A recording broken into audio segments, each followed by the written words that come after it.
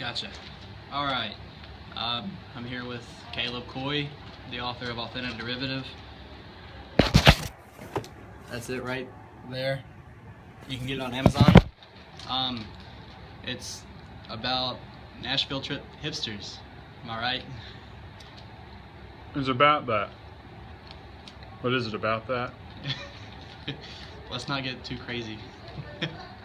All right, I've just got a few questions that just happened to pop through my head as I was reading. Did you have any specific influence for Neil Oberlin?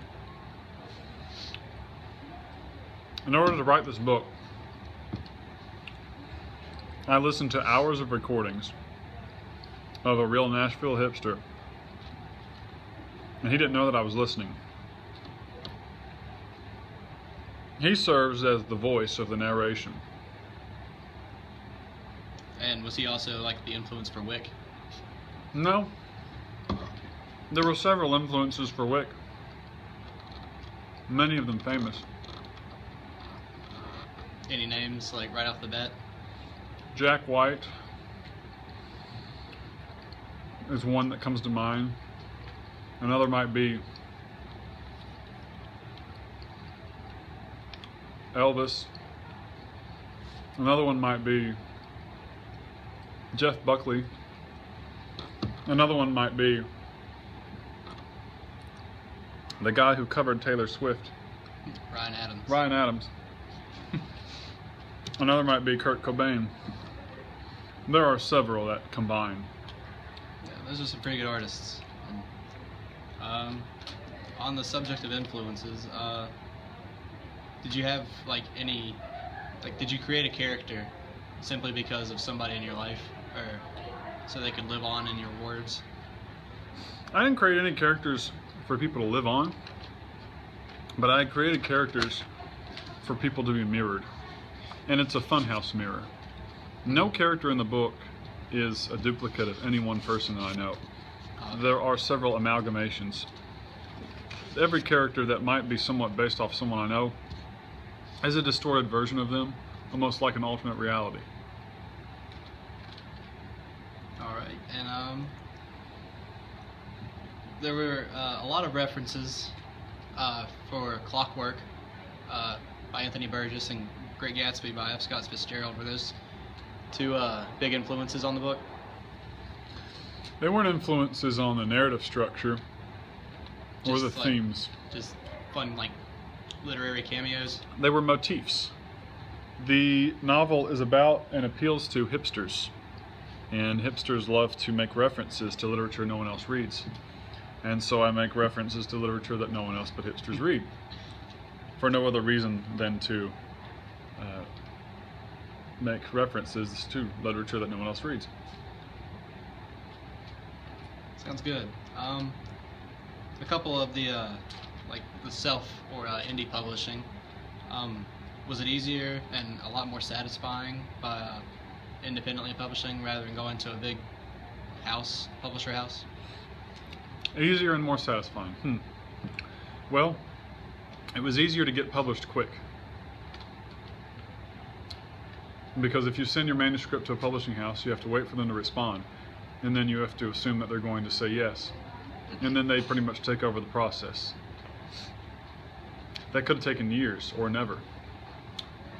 More satisfying, I would say, it was more satisfying to my integrity as an artist.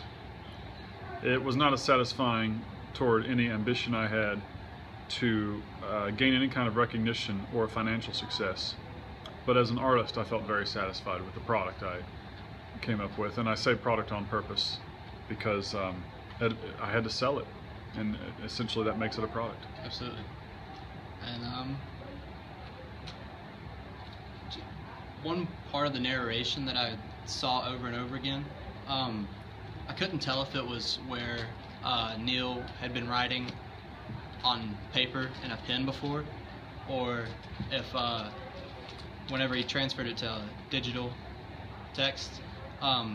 There were a few, I'm not critiquing or anything, but a few spelling or grammar issues and just left out words or left out letters. Was that on purpose?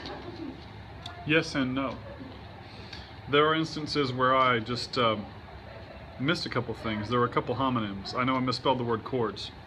C-H-O-R-D-S. But then again, chords are played on strings, which are like chords. And then there are instances where he breaks the traditional grammar. He says "and" a lot in a single sentence and makes it a run-on.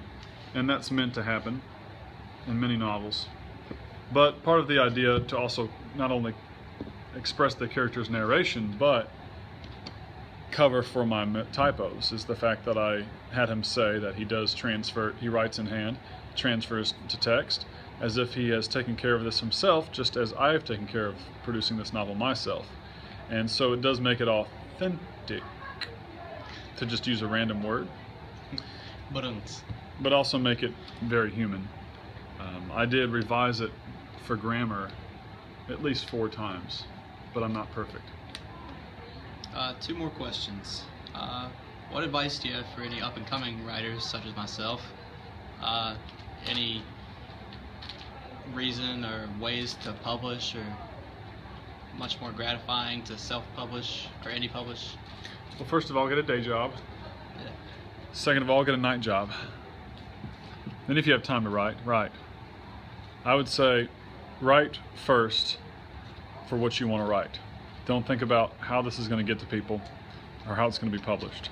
Tell your story. Then you got to figure out, you got to weigh the pros and the cons together. You have to say, well, what do I want to happen?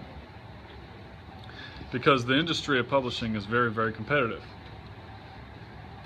Anyone can type words on paper and send it anywhere.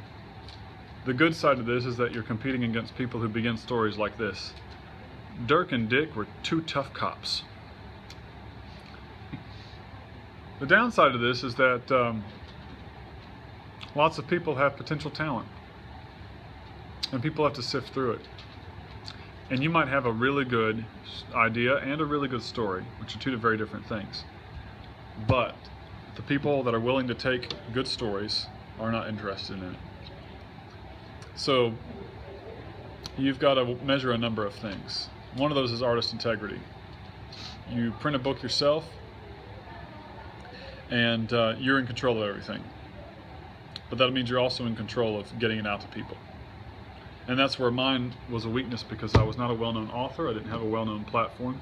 I just happened to know enough people in my personal life to succeed in achieving the initial step of getting it published. But if you want your story to sell, you find people in power to get it out there, it'll sell. Be prepared for it to feel like it might be taken from you and turned into something else. Whether that be the book cover, or someone persuading you to change your story, especially the ending, or it being made into a movie that doesn't resemble it at all. Obviously that hasn't happened to me. It would be nice. That was actually my next question. Would you ever like to see a film adaptation of an authentic derivative, or would you like it just to stay as it is for your integrity? I would only let it become a film adaptation if it was handled by a very small studio, not even released in most theaters. So more along like the indie or Sundance even? Probably, independent film perhaps. I see a soundtrack coming out before I see a movie coming out. Gotcha. I see an audiobook, and I would have it read by one real person who has never read an audiobook before, but served as the main inspiration for the voice of this character. All right. I think that does it. Thank you.